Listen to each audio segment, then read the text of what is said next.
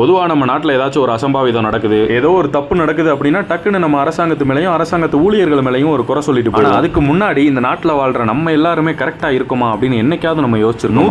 99% நம்ம அப்படி யோசிச்சு. அதுக்கான ஒரு சின்ன உதாரணம் தான் இந்த வீடியோ. கோவில் முன்னாடி இருக்கக்கூடிய கடற்கரை பகுதியில் போய் நீராடுங்க. இந்த பகுதி கொஞ்சம் பாதிப்பு அதிகமாக உண்டாக்கக்கூடிய பகுதி. நீங்களே பார்த்தாலே தெரியும், அதிகமான பாறைகள் புதிதாக தென்படுகின்றது. அது போக பாசி படிஞ்சிட்டு, பாறைகளுக்குள்ள பாசி படிஞ்சிட்டு நீங்க நீராடும் போது தவறி விழுந்தா காலில் கையில அதிகமான காயங்கள் ஏற்பட அதிக வாய்ப்புகள் உண்டு.